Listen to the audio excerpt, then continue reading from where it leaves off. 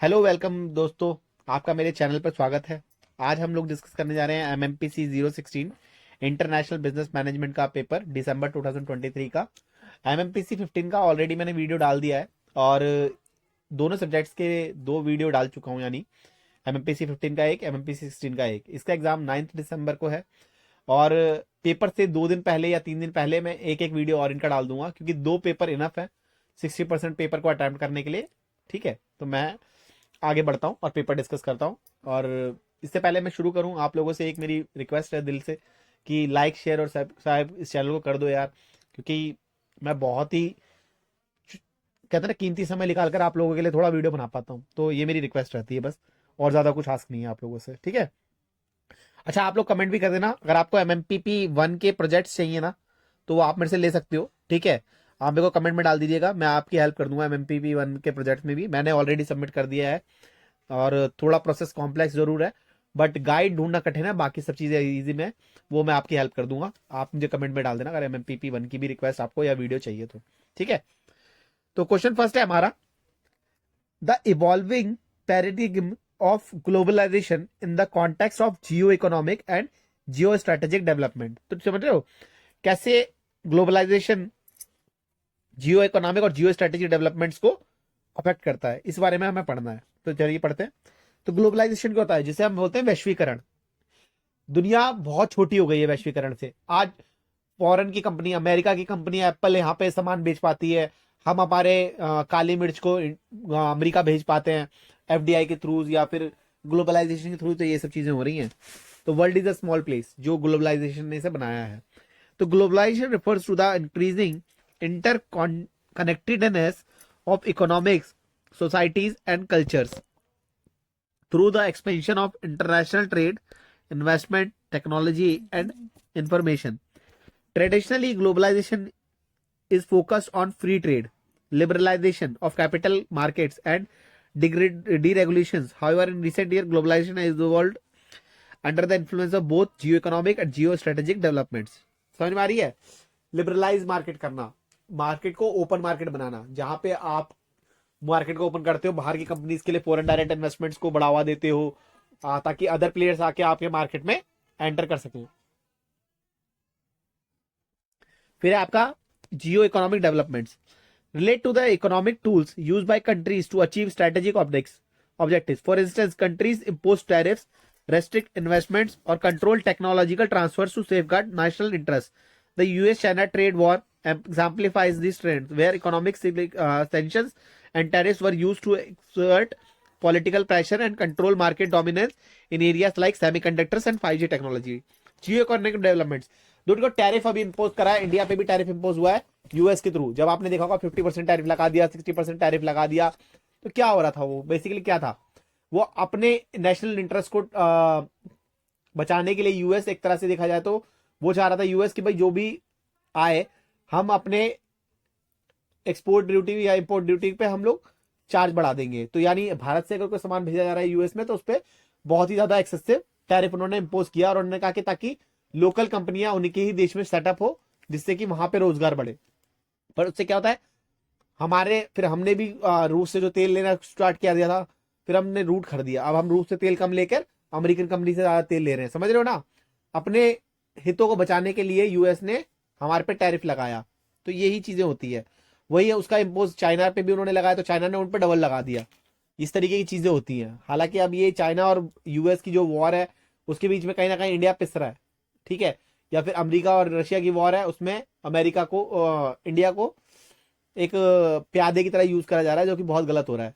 But India हमेशा एक open economy रहा है। इंडिया कभी भी इन सब चीजों में मतभेद नहीं रखता। इंडिया अपने लिए एक अलग स्टैंड लेता है। वो कभी भी ना यूएस की साइड जाता है, ना ज्यादा प्रो वो रशिया रहता है। वो अपना हित सोचता है, जहां उसे सस्ता मिलता है वहीं पर वो इंडिया फोकस करता है। इंडिया इसलिए हमेशा गुटनिरपेक्ष रहा है, वह कभी भी किसी के साथ नहीं रहा। तो अब है हमारा जियो स्ट्रेटेजिक डेवलपमेंट।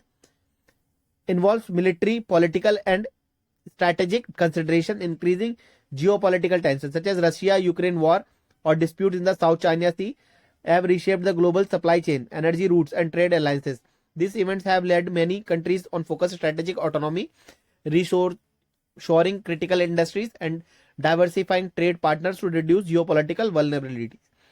तो जियो स्ट्रेटेजिक डेवलपमेंट्स कैसी हुई, जैसे मैंने बताया कि भाई अगर आप, जैसे कि अगर देखा जाए तो रशिया और यूक्रेन में वॉर है, तो अब हमको पता है कि रशिया और यूएस के संबंध उतने अच्छे नहीं है, तो कहीं ना कहीं यूएस जो है अपना हित ढूंढने के लिए क्या कर रहा है, यूक्रेन को सपोर्ट कर रहा है, ताकि क्योंकि रशिया से वो डायरेक्ट लड़ाई नहीं लेना चाहता, तो इसे कोल्ड वॉर बोलते हैं। तो कोल्ड वॉर करता है, वो यूक्रेन का साथ देने लग जाएगा और यूक्रेन के सोर्सेस को नोच लेगा।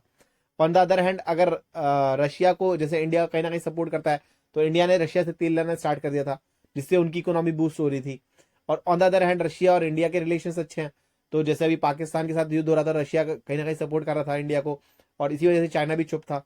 तो ये जियो पॉलिटिक्स है जो बहुत ही गंभीर विषय है, और कहा जाता है कि जियो पॉलिटिक्स में कोई किसी का दोस्त नहीं है, कोई किसी का दुश्मन नहीं है। No country is enemy of other और नीदर अ फ्रेंड। जियोपॉलिटिक्स ऐसी होती है। फिर अपना की features of the evolving globalization paradigm include shift from hyper globalization to regionalism. Regional trade agreements are increasing preferred over global ones. Focus on national security. Strategic sectors like defense, telecom, and pharmaceuticals are increasing protected. Rise of digital globalization. With the interest and e-commerce, the flow of data from service has become more significant than goods. Sustainability of ESG concerns. Globalization new consider environmental, social, and governance factors promoting responsible trade. In summary, globalization is no longer driven purely economic efficiency, strategic concerns, national interest, and digital transformation are replacing its counters. तो समझ में आ गया, पहला question हमने discuss कर लिया। यहां तक मेरे को लगता नहीं है किसी को कोई प्रॉब्लम होनी चाहिए, बहुत ही इजी वे में समझाया गया है। ठीक है, ये पहला क्वेश्चन हमारा खत्म होता है। ग्लोबलाइजेशन का आपको पता लग गया, वैश्वीकरण क्या होता है, किस तरीके से उसके अफेक्ट करता है ग्लोबलाइजेशन, हमने बता ही दिया कि भाई global geo strategy development, geo economic development दोनों उसके लिए बहुत ही बड़ा मेजर रोल प्ले करते हैं।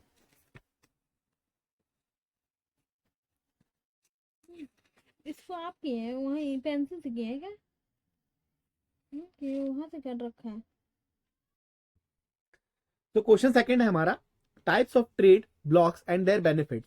तो आप समझिए ट्रेड ब्लॉक्स होते क्या हैं। ट्रेड ब्लॉक्स क्या होते हैं भाई, जैसे कि ग्रुप बन जाता है किसी कंट्रीज का, किसी यूनियंस का, एक पूरा ग्रुप फॉर्म हो जाएगा वेरियस कंट्रीज का, जहां पे वो अलाउ करेंगी 2 या मोर कंट्रीज फ्री ट्रेड्स के लिए, या फिर वो टैरिफ्स उनके लिए बहुत ही नेग्लिजिबल कर देगी, ताकि ट्रेड जो है और ही स्मूथ हो सके।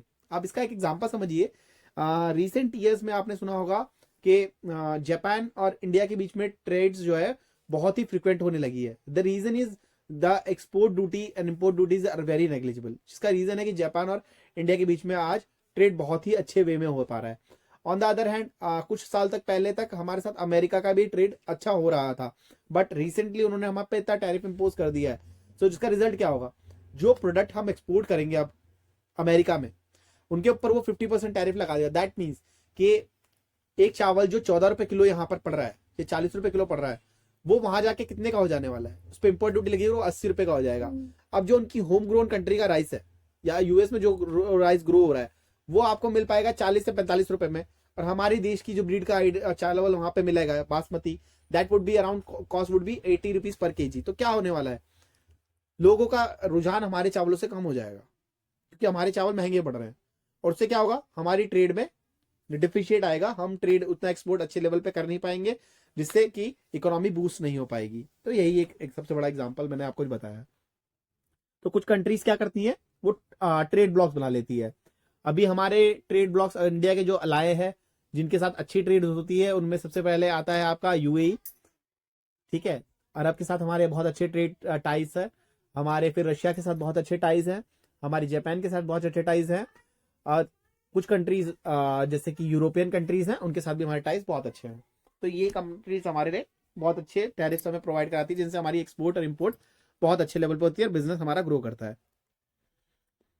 अब देखिए किस किस तरीके के ट्रेड ब्लॉक्स होते हैं। पहला है हमारा फ्री ट्रेड एरिया, एफटीए। ये आपने बहुत सुना होगा, अगर आप न्यूज वगैरह सुनते हो, एफटीए एफटीए एफटीए बहुत ही फ्रिक्वेंट आपने सुना होगा। तो एफटीए समझते हैं, member remove tariffs among themselves but maintain individual policies with non-member. Example, NAFTA, now USMCA, NAFTA जिसको अब USMCA भी बोला जाता है। तो क्या होती है ये, इसमें क्या होता है कि भाई आपने अपनी कंट्रीज या जो एक ट्रेड है, एफटीए ट्रेड है, एफटीए ट्रेड कंट्रीज में अगर आप एंटर करते हो तो एक ग्रुप है भाई, यूएस, इसको समझ लीजिए यूएस का ही एक ग्रुप बनाया हुआ है, ये यूएस एमसीए जिसे बोलते हैं। अब इसमें आप क्या करोगे, इसमें अगर आप एंटर लेते हो, अगर इसके आप पार्ट बनते हो, तो आपको फ्री ट्रेड के बेनिफिट्स मिलेंगे आपकी कंट्री को। और अगर आप उस एफटीए के पार्ट नहीं है तो आपके साथ क्या होगा, फिर अगर मान लीजिए कि यूएस, यूके, यूरोपियन यूनियन और उसमें अब चाइना भी है, चाइना ने अब सोचा कि भाई मैं भी एफटीए को ज्वाइन कर लूं ताकि मेरे टैरिफ बच जाएं। पर अगर इंडिया इनके साथ एफटीए के साथ कंट्रीज के साथ डील करना चाहेगी, तो इन कंट्रीज की आपस में 5 कंट्रीज की जो बातें हैं वो ये एक दूसरे के टर्म्स पे मानेंगे कि हम बहुत नेग्लिजिबल टैरिफ लेंगे आप लोगों से 5 कंट्रीज, क्योंकि आपने एफटीए ज्वाइन किया हुआ है। अगर इंडिया इनसे डील मांगेगा तो मान लीजिए पांचों आपस में 5% टैरिफ लगा रहे हैं, पर इंडिया के लिए क्या कहेंगे कि आप हमारी एफटीए के पार्ट नहीं हो, तो आपके लिए 10% है, क्योंकि आपने हमारा एफटीए ज्वाइन नहीं किया हुआ। समझ लो, ग्रुप होता है ना, जैसे कॉलेज में ग्रुप होता है कि भाई मेरे दोस्त हैं, मैं इन्हें सामान 2 रुपए में भी दे दूंगा, भाई तेरे को 7 रुपए में दूंगा। होता है ना, कोई दुकानदार अपने जान पहचान का भी होता है, वही वाला समझ लो लोकल में। फिर है आपका custom union. In addition to free trade among members they adopt a common external tariff, example MERCO सर, मर्कोसर जिसे बोलते हैं हमारी भाषा में, मर्कोसर, ठीक है। फिर है आपका third, common market allow us free movement of goods, service, capital and labour, example European economic area, EEA। Common market, अब कोई कॉमन मार्केट क्या है, अब उन्होंने एक चैनल बना लिया, हाँ, तो ये क्या होता है, यूरोपियन इकोनॉमिक एरिया क्या होता है, EEA। एक चैनल पाथ अपने दे दिया कि भाई मेरे जो कार्गो शिप्स होंगे, हमने एक रूट बना लिया यूरोपियन यूनियन, अब भाई अमेरिका है, इंग्लैंड है, बेल्जियम है, ठीक है, बीच में उनके बीच में अरब उनके रास्ता देता है। अब इनके साथ क्या होगा, जो जो आपकी कंट्रीज है, जो जो इस अलायंस में कंट्री में, वो अपने अपने रूट के थ्रू, अपने अपने समुद्रों के थ्रू आपको चैनल देंगी कि आप अपनी कार्गोस को यहां से निकाल लीजिए और इस कंट्री तक आप डिलीवरी दीजिए। तो क्या होगा, आपको एक चैनल मिल जाएगा समुद्र के थ्रू, उनकी कंट्रीज आपको अलाउ करेगी एंटर करने के लिए, टैरिफ्स आपके कम बचते जाएंगे, उनके पोर्ट्स को आप यूज करते जाओगे, तो उससे क्या होगा, ओवरऑल आपकी कोस्ट की, आपकी कॉस्टिंग कम होगी। इसी को हम कहते हैं यूरोपियन सॉरी कॉमन मार्केट, जहां पे हम कॉमन मार्केट बना देते हैं कि आप यहाँ पर आइए, ट्रेड कीजिए, और इसको हम कॉमन मार्केट की तरह टर्म्स को यूज करते हैं। Economic union combines the common market with coordinated economic policies, example European union. European union क्या है, इकोनॉमिक यूनियन है। इसमें क्या होता है, जितनी भी यूरोपियन कंट्रीज हैं, चाहे वो यूके है, यूके तो सॉरी अब ब्रिक्स का पार्ट बन गया है, यूके तो नहीं है उसमें, बट आपका इसमें स्कॉटलैंड है, ठीक है, आपका बेल्जियम है, पोलैंड है, जर्मनी है, फ्रांस है, ये लोग क्या है, सब यूरोपियन यूनियन के अंडर आती है, एक ट्री के अंदर आती है यूरोपियन यूनियन, जो इनकी इकोनॉमिक पॉलिसीज को फॉर्म करता है, जो इनके लिए टैरिफ डिसाइड करता है, जो इनका रिप्रेजेंटेटिव है। Because these European countries are very small in terms of their population, in terms of their region, in terms of their land mass as compared to our countries like India, US और China, Russia, इनके पास बहुत ज्यादा लोग हैं, बहुत ज्यादा space है, but Europe की बहुत छोटी छोटी कंट्री है। आप देख लीजिए वेटिकन सिटी एक कितनी छोटी कंट्री है, तो बट यूरोपियन यूनियन इनको रिप्रेजेंट करती है। फिर है आपका monetary union, an economic union with a shared currency, example eurozone. अब सिंपल से समझिए कि मास लेवल पे ट्रेड किस करेंसी में होता है, आप बताइए, चलिए।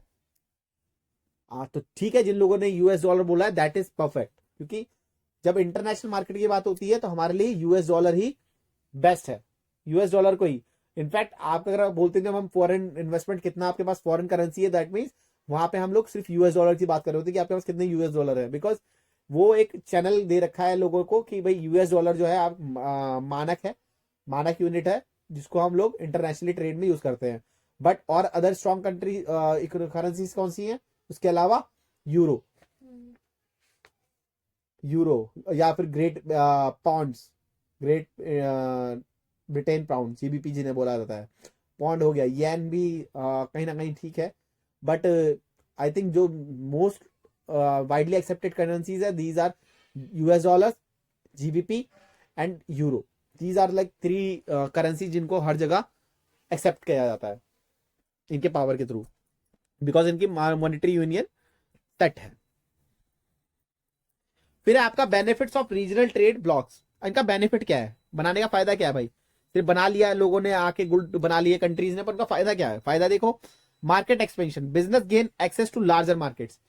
भाई एक छोटी सी कंट्री का, एक क्रोएशिया की एक छोटी सी कंट्री है, उसमें से कोई बिजनेस आया, उसको इंडिया में सामान बेचने का मौका मिल रहा है। एक इंडियन कंपनी पटेल पापड़ अमेरिका में जाके अपना सामान बेच पा रहा है, इससे बड़ी क्या बात हो सकती है? ठीक है, तो ये आपको वाइड स्केल पर एक्सेस देता है। Increase investment, political and economic integration attract foreign direct investments, FDI. भाई अगर आप इसके थ्रू जाते हो, अगर आप ट्रेड ब्लॉक्स में एंटर करते हो, तो सामने वाली कंट्री आपके कंट्री में इन्वेस्ट भी करती है। आज आप देखिए, जब 1992 से पहले इंडिया में फॉरेन डायरेक्ट इन्वेस्टमेंट्स नहीं था, एफडीआई, पर नरसिम्हा कमेटी के बाद एफडीआई को एंटर कराया गया। उसके बाद क्या हुआ? पहले कैसे ब्रांड थे लोग, अगर आपने अपने पापा जी से पूछिएगा या दादाजी से पूछिएगा, तो वो लोग पहले सिर्फ गिने चुने ब्रांड्स की ही पेप्सी पीते थे। जैसे कि उनके पास कौन से थे? कैंपा था ऑप्शन, गोल्ड स्पॉट था, और जयंती वगैरह, ये सब चीजें थी जो बहुत ही लोकल सॉफ्ट ड्रिंक्स हुआ करती थी। But when FDI enter in the market, फिर उन्होंने Pepsi, coca cola, Thums Up Indian था, जो बाद में कोका कोला ने एक्वायर करा।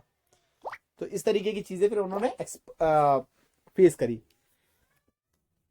फिर क्या है? Economic of scale, economics of scale, firms can produce a larger volume at lower cost.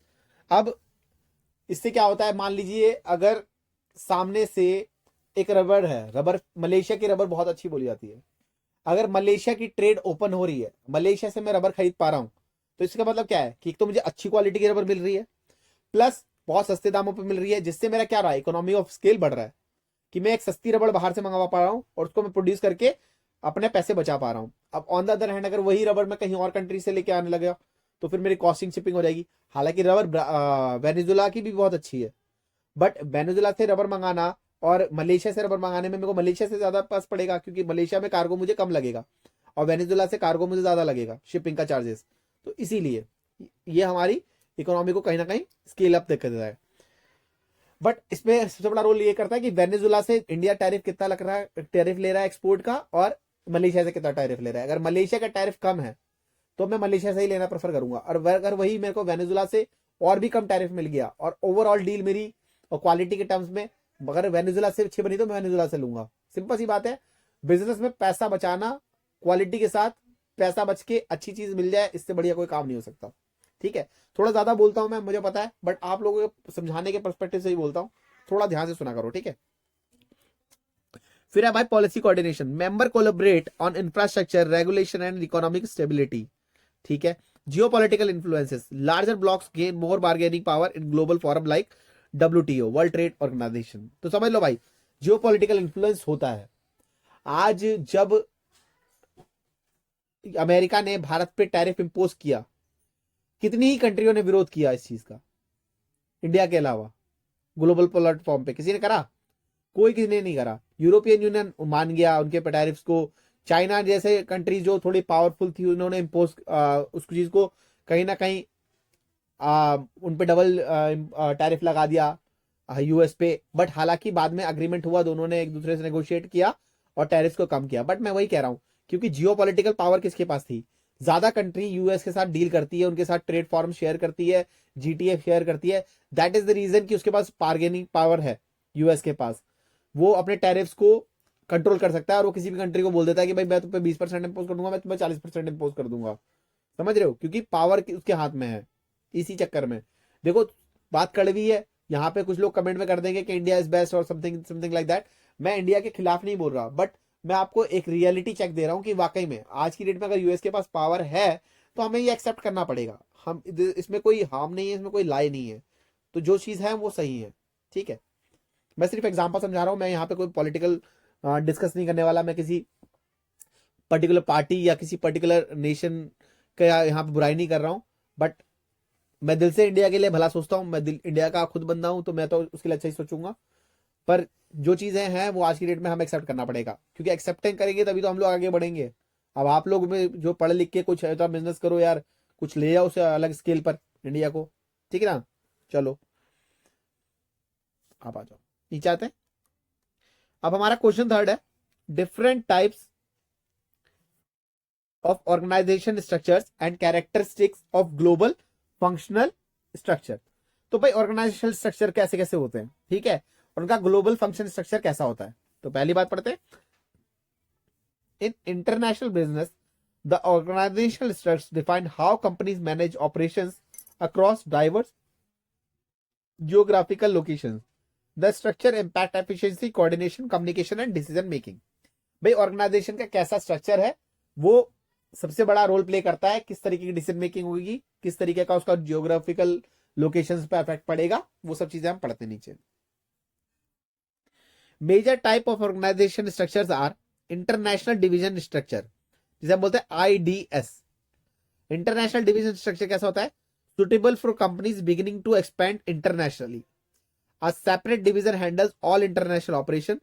Pro specialization and focus on foreign markets. Cons poor integration with domestic operations. तो international division structures की जो सबसे बड़ी example है आपकी Hindustan Unilever. आप जिस HUL Hindustan Unilever को जानते हो वो पाकिस्तान में जाके पाकिस्तान यूनिलीवर हो जाती है, वो ब्रिटेन में जाके ब्रिटेन यूनिलीवर हो जाती है, वो यूएस में जाके यूएस यूनिलीवर हो जाती है, नेपाल में जाके NUL नेपाल यूनिलीवर हो जाती है। उसके अंडर यूएस के बहुत सारे प्रोडक्ट्स आते हैं जो अलग अलग तरीके के, जैसे आप पेप्सोडेंट सुनते हो, पॉन्ड सुनते हो, लैक्मे सुनते हो, अपना हेड एंड शोल्डर समझते हो, ये सब क्या है, ये सब यूनिलीवर के अंदर के प्रोडक्ट्स हैं जो इंटरनेशनल लेवल पे दूसरी कंट्रीज को ओपन ट्रेड में जाती है। तो ये एक इंटरनेशनल डिवीजन स्ट्रक्चर है जो इन सबको देखता है इंटरनेशनली कि यूनिलीवर के अंडर वो प्रोडक्ट्स कैसे, उनके साथ कोई मतलब छेड़छाड़ तो नहीं हो रही है, या उनके कॉम्बिनेशन में कोई गड़बड़ तो नहीं हो रही है, क्योंकि यहाँ पे यूएस अपने प्रोडक्ट्स को सेव करना चाहता है, उनकी डिग्निटी को सेव करना चाहता है। तो ये इंटरनेशनल डिवीजन स्ट्रक्चर को एक हम HUL के नाम से बहुत अच्छा समझते हैं। HUL का एग्जाम्पल आप लिख सकते हो। तो देखो प्रो वर्कर मैंने डिस्कस कर लिए। अब दूसरा क्या है, global function structure, GFS। Organized based on functions, marketing, production, R&D across all geographical locations. Each function is managed centrally, ensuring uniformity. Characteristics, example, functional expertise, centralized decision making and from headquarters, efficient for firms, ordering standardized products globally, promotes economies of scale and process consistency. Best suited for firms in stable environments with minimal culture or market differences.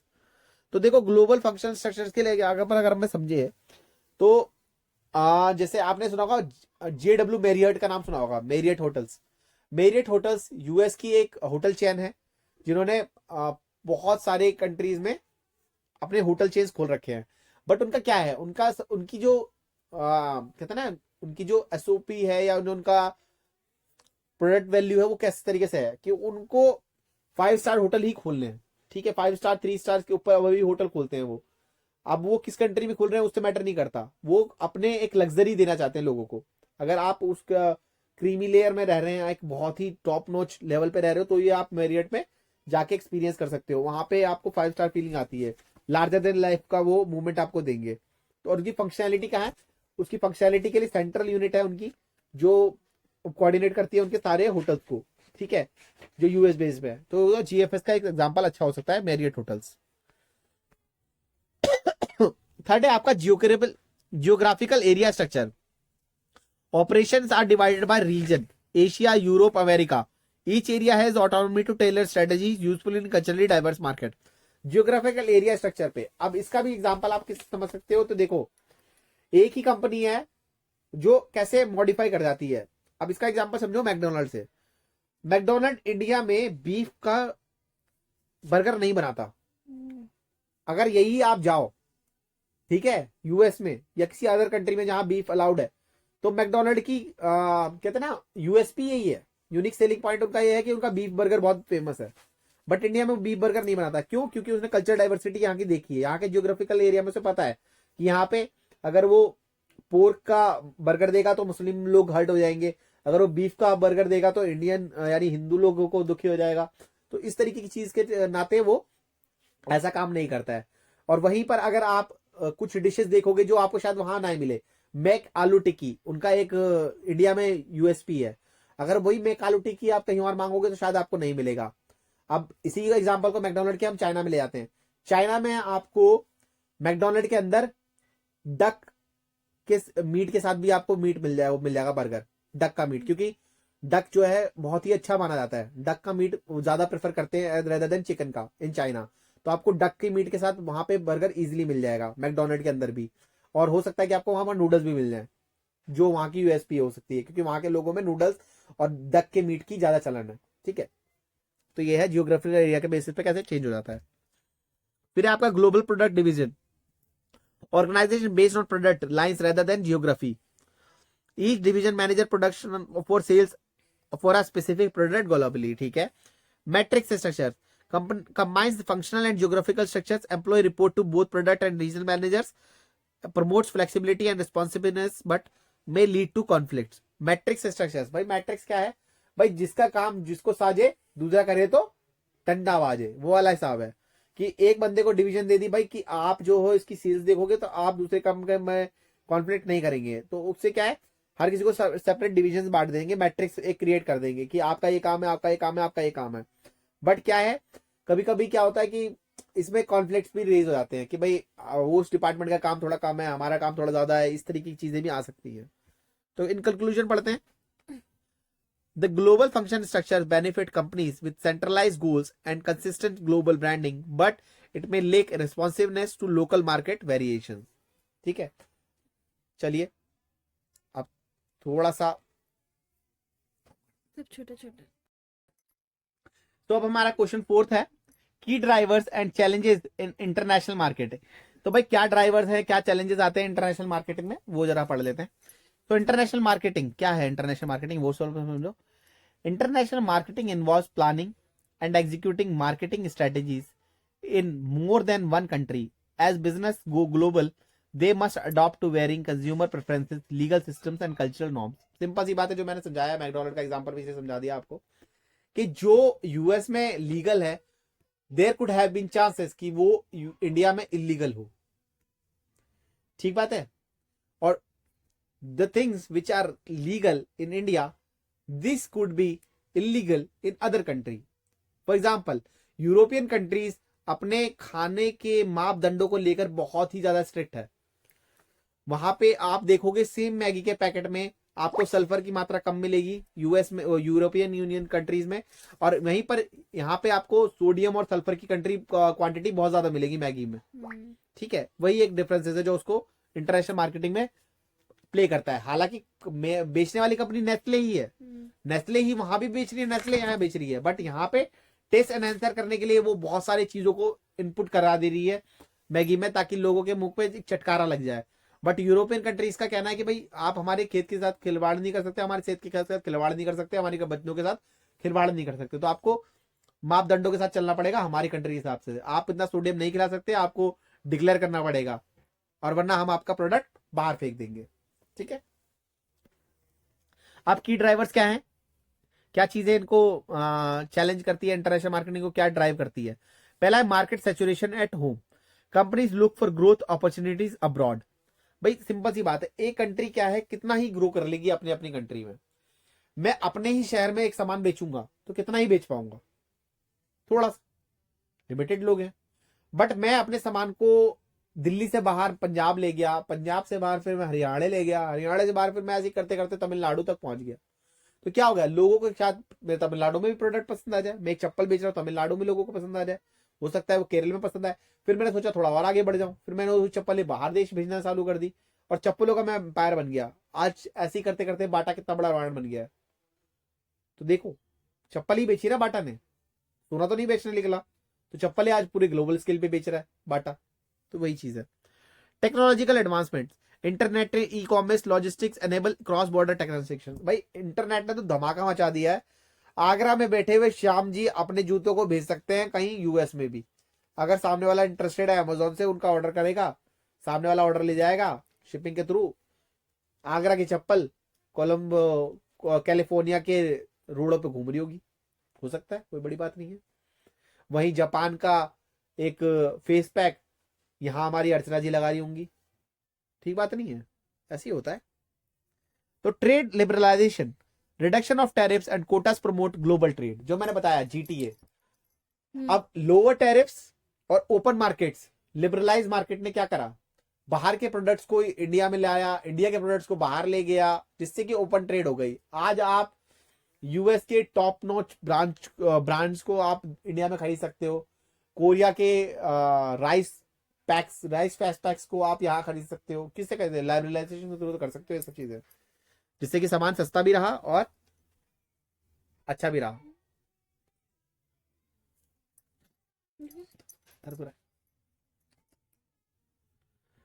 increase global awareness, global media and social promotes expose customers to international products। भाई देखो, आज अपने पापा से पूछोगे तो शायद वो इतने प्रोडक्ट्स के बारे में ना बता पाए कि ये क्या है, ये पॉन्ड्स है क्या, फेस पैक है क्या है। बट अगर आप इसके एक्सपर्ट्स हो तो आपको पता है। आज की डेट में कुछ ब्रांड्स थे जो शायद पहले कंप्यूटर की बात आती तो एचपी और डेल के आगे लोग बता नहीं पाते थे कि कोई और कंप्यूटर लेना चाहिए। बट अब आसूस है, ठीक है, आसूस हो गया आपका, लिनोवो आ गया है आपका, क्या नाम है, टीडीआई आ गया है। बहुत सारे ब्रांड्स आपके ऊपर इम्पोज कर दिए गए हैं, तो लोगों को अंदर अवेयरनेस जग गई। क्यों? ग्लोबलाइजेशन के थ्रू। आज आप मीडिया पे आते हो, इंटरनेट पे सर्च करते हो, 10 जगह देखते हो, 10 जगह सुनते हो, न्यूज वगैरह इधर उधर इतने मीडिया चैनल्स आपके पास भरे पड़े आजू बाजू, तो आपको सब कुछ पता लगता है। तो वो क्या है, आपके पास एक्सेस है ग्लोबल मार्केट का। फिर emerging markets, countries like India, Brazil and China offer vast untapped potential. भाई क्यों कहते हैं emerging market? Developing countries are best to invest place. क्यों? एक सेचुरेशन पॉइंट होता है। यूएस में ऑलरेडी लोगों ने वो एक्सपोजर देख ली है, उन्होंने वो चीजें यूज कर ली है। अब इंडिया क्या है? इंडिया ऐसी मार्केट है जहां पे बंदे उत्सुक हैं, चीजें देख रहे हैं और उनको खरीदने का मन कर रहा है। ठीक बात है। अगर आप यहाँ कोई टेक्नोलॉजी इंपोज करते हो तो लोगों में एकदम से वो बन जाता है कि हाँ यार मेरे को यूज करके देखना है, मेरे को यूज करके देखना है। लोगों पे पैसा आ रहा है, पैसा आ रहा है और पैसा खर्च करने के लिए उन्हें चाहिए चीजें। अब उन्हें जब कोई नई चीज दिखती है तो वो जरूर खर्च करते हैं। ठीक बात है। इसीलिए आज आपने देखा होगा कि बहुत सारी फॉरेन कंपनीज इंडिया में इन्वेस्ट करती हैं, एफडीआई। ठीक है। तो एमर्जिंग मार्केट बहुत अच्छी होती है। फिर चैलेंजेस क्या है? भाई हर चीज अच्छी अच्छी नहीं होती है, कुछ चीजें खराब भी होती है उन चीजों में। चैलेंज क्या है? Cultural difference, language, customs, values influence customer behaviour. A marketing strategy successful in the US might fail in Japan due to cultural nuances. जैसे मैंने समझाया कि कुछ कंट्रीज में जो चीजें बहुत टॉप है वो यहाँ पे नहीं चलेगी। आप, मैंने जो मैकडोनल्ड वाला एग्जांपल समझाया, मैकडोनल्ड, अगर मैकडोनल्ड का बीफ बर्गर बहुत ही फेमस हो सकता है, बहुत ही अच्छा हो सकता है, उनका बेकन बहुत ही अच्छा हो सकता है, पर क्या है, क्या बेकन यहाँ चल जाएगा? कभी नहीं चलेगा यार। हमारी कंट्रीज में उस मीट को एक्सेप्ट ही नहीं कर रखा है। गाय के मांस को, सुअर के मांस को हम लोग नहीं एक्सेप्ट कर पाएंगे ओपनली, तो क्या होगा? उस कंट्री को उसके हिसाब से चेंज करना पड़ेगा। तो चैलेंजेस रहते हैं, कल्चरल डिफरेंसेस के चैलेंजेस रहते हैं। फिर क्या? लीगल एंड रेगुलेटरी बैरियर्स, जो मैंने यूरोपीय का एग्जाम्पल समझाया, यूरोप वाला, कि जो नेस्ले इंडिया में जो जिस स्टेट पे जिस टेस्ट के साथ अपनी मैगी बेच पा रहा है और लोगों को बहुत पसंद आ रही है धूमधाड़ से, वही सेम टेस्ट, वही सेम क्वांटिटी, वही सेम चीजों के साथ वो यूरोप में नहीं बेच सकता। तो क्योंकि वहां के रेगुलेटरी रूल्स अलग है। ठीक बात है। Economic environment, exchange the fluctuation, inflation and purchasing power vary across markets. भाई अगर किसी कंट्री के पास पावर ज्यादा है, परचेसिंग पावर ज्यादा है, इंडिया में लोगों के पास पावर अच्छा आ रहा है, पैसा अच्छा आ रहा है, तो यहाँ पर क्या है, लोग ज्यादा सामान खरीद पाएंगे। वहीं on the other hand Pakistan जो हमारा नेबर कंट्री है, नालायक बच्चा, वो क्या है, वहां पे लोग गरीब है, तो वहां ज्यादा सामान खरीद पाएंगे नहीं, तो वहां पे लोग इन्वेस्टमेंट करना चाहेंगे फॉरेन कंपनीज नहीं। सही है। Logistic and distribution, infrastructure challenges in developing countries में affect delivery and supply chains. भाई इंफ्रास्ट्रक्चर, जहां की रोडें अच्छी होंगी वहां पे इंफ्रास्ट्रक्चर अच्छा होगा। अब जो इंफ्रास्ट्रक्चर इंडिया प्रोवाइड करा पाएगा, क्या वो नेपाल करवा पाएगा? शायद नहीं। पॉलिटिकल इंस्टेबिलिटी, अब जहां पे मतलब समझिए आए दिन सरकार गिर रही है, आए दिन सरकार बदल रही है। बांग्लादेश एक एग्जांपल है, बांग्लादेश का कार्गो बहुत ही औसम था। आप समझिए वहां के कपड़े बहुत हद तक, इनफैक्ट जारा जैसी कंपनियां बांग्लादेश से कपड़ा एक्सपोर्ट करती थी। बट अब क्या हुआ, वहां इंस्टेबिलिटी आई, शेख हसीना की गवर्नमेंट गई, यूनिस की सरकार आई, बहुत ही मास लेवल पे मासाकार हुआ, वहां पे नरसंहार करा उन्होंने, देखा ही था आप लोगों ने क्या करा, पूरी तख्ता पलट कर दिया। अब उससे क्या होता है, वहां से आप ट्रस्ट खोते हो, आपके कंट्री में लोग आके इन्वेस्ट नहीं करेंगे। क्योंकि अगर आप मान लीजिए मैं पूंजी लगा दूं, कल को फिर आप इस, क्या गारंटी है कि आप जो अभी करंट प्रधानमंत्री है उसको नहीं तख्ता पलट करने वाले हो? कोई बात नहीं, आपका आर्मी रूल आएगा, आप फिर उसे कर दोगे। तो इससे क्या होता है, बिजनेसमैन अपना पैसा लगाने से डरते हैं। तो वो एक सबसे बड़ा एग्जाम्पल है। अब है हमारा क्वेश्चन फिफ्थ।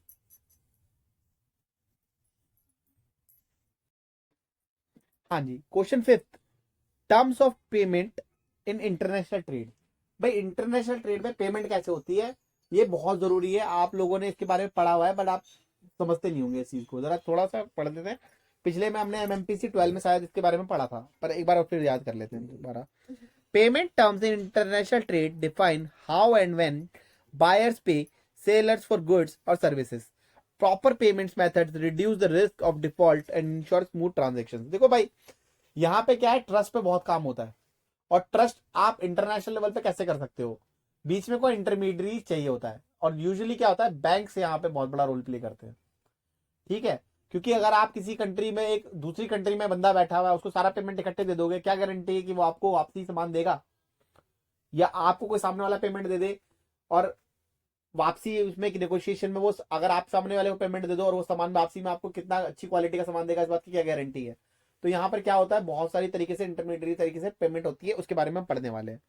तो पहला क्या है, एडवांस पेमेंट। बायर्स पे before shipment, least risk for seller, highest for buyers, common when buyers credit worthiness is unknown. भाई एडवांस पेमेंट आप किसको दे पाओगे, अब जैसे मान लीजिए एक कंट्री आपको, क्या नाम है, जर्मनी से कुछ वॉक्सवैगन की कार मंगानी है, तो और आप यहाँ पे बहुत ही वेल्दी शोरूम होल्ड करते हो, तो आप मंगा सकते हो, क्योंकि वॉक्सवैगन एक ऐसा नाम है जिसको कोई डाउट जल्दी नहीं कर सकता है, स्पेशली मोटर्स के मामले में। तो आप एडवांस पेमेंट देना चाहते हो तो दे सकते हो, ठीक है। बट यहाँ पे आपका बायर्स का रिस्क है, क्योंकि आपने सारा पेमेंट दे दिया, अब सामने से अगर क्वालिटी खराब आ गई तो आप क्या करोगे। तो रिस्क तो रहेगा, बट आप उस पर ट्रस्ट कर सकते हो, क्योंकि क्रेडिट वर्दीनेस ज्यादा है बंदे की, सामने वाले की। फिर है दूसरा, open account. Goods are shipped first, payment is made later, high risk for seller, suitable for trusted long term relationship. अब ओपन अकाउंट क्या होता है, वहां पे जहां पे ट्रस्ट बहुत ज्यादा है। अब यही चीज मैं आपको बोल रहा हूँ कि वॉक्सवैगन से सामान यहाँ पे कौन मंगा रहा है, रिलायंस जैसी कंपनी। अब रिलायंस जैसी कंपनी, इतनी बड़ी कंपनी वॉक्सवैगन से कुछ ऑर्डर कर रही है, दोनों ही बड़ी कंट्रीज है, तो वॉक्सवैगन सेलर उसे ओपन अकाउंट पे दे सकती है। आंसर इज यस, क्योंकि रिलायंस इतना बड़ा नाम है, शायद वॉक्सवैगन उस पर 1 रुपए भी उनसे चार्ज नहीं लेगी, और उनको वो जितनी कंट्री कार्ड शिप करनी है वो करके दे देगी। रीजन बिंग रिलायंस का बड़ी कंपनी होना। बट यहाँ पे वॉक्सवैगन रिस्क ले रही है, यस रिस्क तो ले ही रही ना। फिर है लेटर ऑफ क्रेडिट, एलसी। अब ये है जो प्रैक्टिकल मेथड है, ऊपर वाले जो 2 मेथड थे ना, वो सिर्फ किताबी बातें हैं, वो यूज नहीं होते। अब जो यूज होते हैं वो है ये एलसी, लेटर ऑफ क्रेडिट। अब bank guarantees payment on behalf of the buyer, payment made when specific terms document shipping are fulfilled, reduce risk for both parties. अब यहाँ पे बैंक एलसी इशू करता है।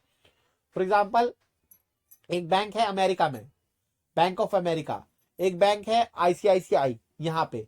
अब अमेरिका में एक बैठा हुआ बंदा यहां से कुछ सामान मंगाना चाहता है, तो क्या करेगा, वो एक एलसी इशू कराएगा अमेरिकन बैंक ऑफ अमेरिका से। बैंक ऑफ अमेरिका को जाकर कहेगा, भाई मैं एक एलसी इशू करा रहा हूं आपसे सर्टेन अमाउंट की, $500 की एक एलसी अमाउंट कर रहा हूं।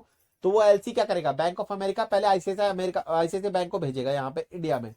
आईसीआईसीआई बैंक उसको चेक करेगा कि ये लेटर ऑफ क्रेडिट ठीक है। फिर आईसीआईसीआई बैंक इंश्योर करेगा बैंक ऑफ अमेरिका की, यहाँ से दिनेश जी जो है वहां पे बैठे रॉबर्ट के लिए $500 के अगेंस्ट में यहाँ से बहुत सारी चप्पलें भेज रहे हैं, तो और इन चप्पलों की क्वालिटी बहुत अच्छी है। तो जब वहां पे रॉबर्ट सामान रिसीव कर लेगा, तब ICICI bank, bank of America ICICI bank को पैसे भेजेगा, फिर आईसीआईसीआई बैंक से अपने पैसे रॉबर्ट निकाल पाएगा। समझ रहे हो। तो 2 बैंकों ने क्या करा, इन दोनों के बीच में मीडिएटरी बनी, जिसके लिए वो कमीशन लेते हैं बैंक्स, और उसको वो देखते हैं कि क्वालिटी इंश्योर हो रही है, अच्छी चीजें मिल पा रही है, सामने वाली पार्टी दोनों को अपने अपने ट्रस्ट पे काम हो रहा है और दोनों सेटिस्फाइड है, तो पेमेंट आगे बढ़ाई जाती है। समझ गए। तो बैंक एलसी इशू करते हैं, और this is the widely accepted method in international market. Forward contracts, letter of credits, buyer credits पर गारंटीज, यही सब चलता है। फिर आपका डॉक्यूमेंट्री कलेक्शन, जिसे हम बोलते हैं डीसी, जिसे हम बाइंग गारंटी या बायर गारंटी बोलते हैं। Sellers bank sends shipping documents to buyers bank, buyers get documents only after payments और acceptance, less secure the LC but cheaper.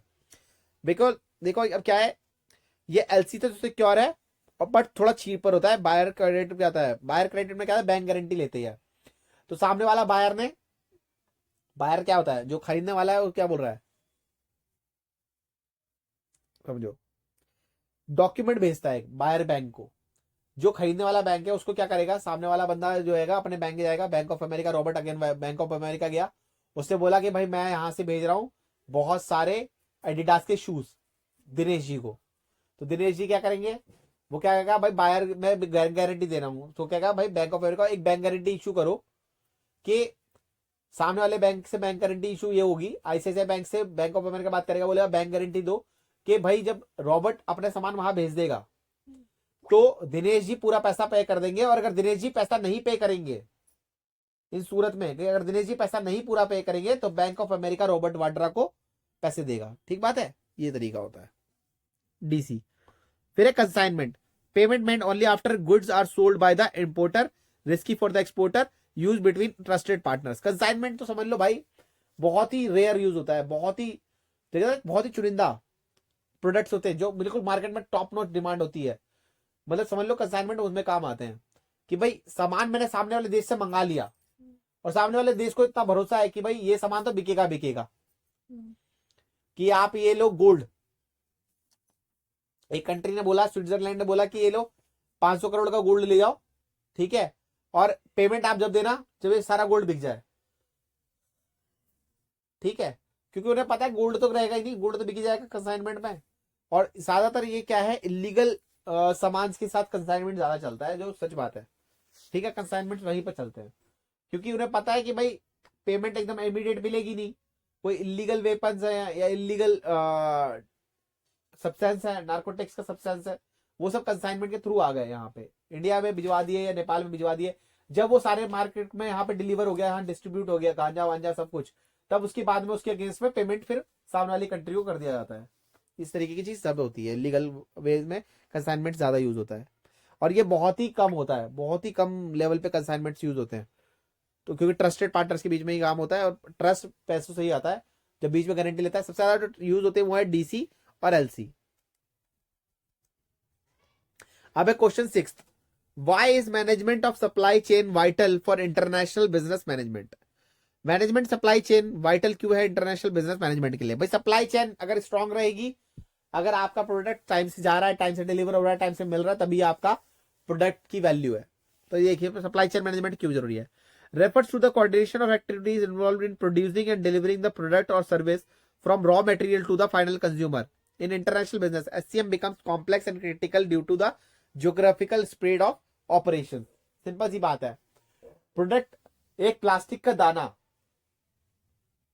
Refinery से आने के बाद, नफ्था से आने के बाद, यानी पेट्रोलियम से एक प्लास्टिक का दाना उगने से लेकर एक प्लास्टिक की बाल्टी बन जाने तक और कंज्यूमर के घर तक पहुंचने के बाद तक, वो जो एक प्रोसेस पूरी चल रही है उसको हम बोलते हैं supply chain management.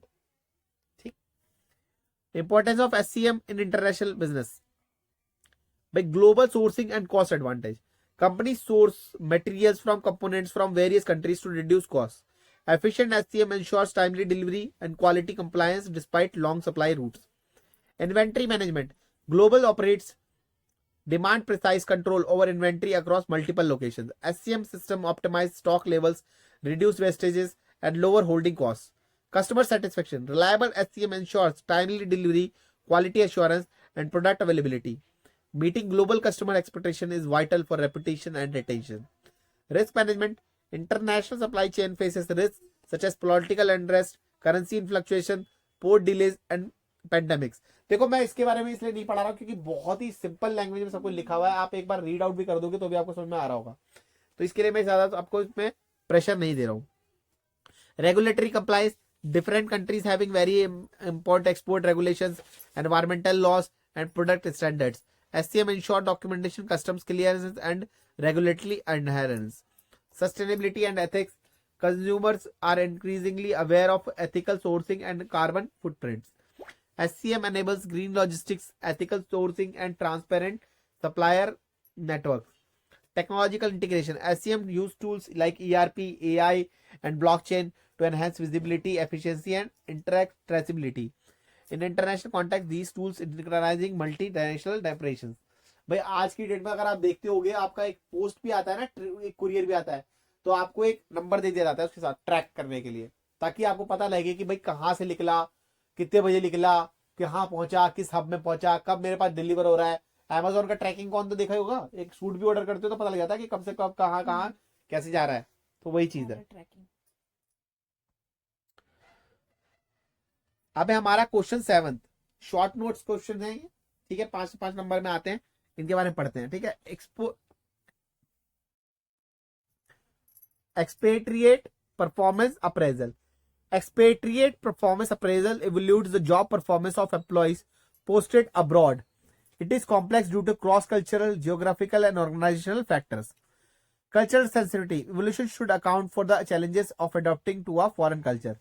Host country feedback. Inputs from local managers provide valuable insights. Objective setting. Clear, measurable goals should be established before assignment. Regular review. Midterm reviews help addresses the issue early and provide development support. Performance metrics should include both business performance and non-financial aspects like local integration, communication, and leadership in cross-cultural context. A fair and culturally aware appraisal builds trust and encourages better performance from expertise. देखिए expatriate performance appraisal क्या होता है, जैसे कि आपने देखा होगा बहुत सारे लोगों को क्या होता है, एक्सचेंज प्रोग्राम के थ्रू इस कंट्री से दूसरी कंट्रीज में भेजा जाता है। अब वहां पे क्या है, उस बंदे के लिए चैलेंज क्या है भाई, एक इंडियन आदमी को एक कंपनी ने भेजा कहाँ पे, मालदीव्स में भेजा। मालदीव्स की में वहां का क्या है, वहां का कल्चर समझेगा, वहां के लोगों को समझेगा, प्लस वहां पे वो कैसे अडेप्ट कर पा रहा है, तो इन सब चीज में अप्रेजल्स कैसे होंगे। तो कंपनी क्या करेगी, कंपनी मालदीव के मैनेजर से भी पूछेगी कि भाई वो बंदा तुम्हारे कल्चर को अडॉप्ट कर पा रहा है, वो कैसा बिहेव कर रहा है, वो तुम लोगों को संभाल पा रहा है, क्या तुम्हें उसकी लैंग्वेज समझ में आती है, क्या तुम्हें उसका हाव भाव ठीक लगता है। तो सब चीजों को इन्वॉल्व करके फिर उसके बाद उसकी अप्रेजल होती है। तो उसका एक सिस्टम थोड़ा अलग है, उसी के बारे में यहाँ बताया गया है, तो ये थोड़ा पढ़ लेना, हल्का फुल्का लिखना, छोटे में आएगा ये क्वेश्चन। फिर है क्वेश्चन 7 का B, objectives and approach in of international compensation. क्या है इंटरनेशनल कॉम्पनसेशन, वो सब पढ़ते हैं। Attract and retain talent for foreign assignments, compensation, ensure fairness and equity among expatriates and locals, maintain cost effectiveness and competitiveness, ensure compliance with local labor and law taxes, rewards performance and provide motivation for relocations। भाई international compensation का क्या काम है भाई, retain करना foreign talent, foreign assignments को, talents को, maintain करना कॉस्ट इफेक्टिवनेस और कंपटीशन को, लेबर लॉ और टैक्स लॉ को समझना, वहां रिवॉर्ड परफॉर्मेंस और मोटिवेशन करना वहां के रिलोकेशन के बेसिस पे।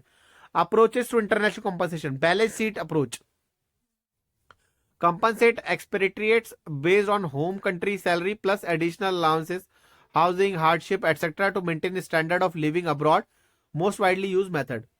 भाई क्या है, अगर आप किसी को बाहर भेज रहे हो तो आप सिर्फ उसकी सैलरी नहीं देखोगे, आप देखोगे भाई वो अपनी होम कंट्री छोड़ के जा रहा है, वो रहने सहने का भी खाना पीना कर पा रहा है नहीं कर पा रहा वहां पे बंदा। अब जो सिंपल सी बात है, बहुत सारे लोग यहाँ से कनाडा जाके बाहर वहां झाड़ू लगाने लग जाते हैं, क्यों, क्योंकि वहां वो झाड़ू लगाने के बाद यहाँ के एक नॉर्मल इंजीनियर से ज्यादा पैसा कमा रहे होते हैं, बट वहां की कॉस्ट ऑफ लिविंग हाई है कनाडा की, बट स्टिल वो लोग अपने पास पैसा जोड़ पा रहे हैं और यहाँ पे अपने घर पे भेज पा रहे हैं और जो कि अच्छी लाइफ जी पा रहे हैं, इसीलिए तो कनाडा जाके झाड़ू लगाने को भी राजी है। वही चीज बात होती है। Localization, pays expatriates similar to local employees in the host country, suitable for long term and permanent moves। Localization क्या होता है भाई, जो बाहर से बाहर आपने बंदा भेजा है उसको भी आप लोकल एम्प्लॉय जितना ही पे दे रहे हो।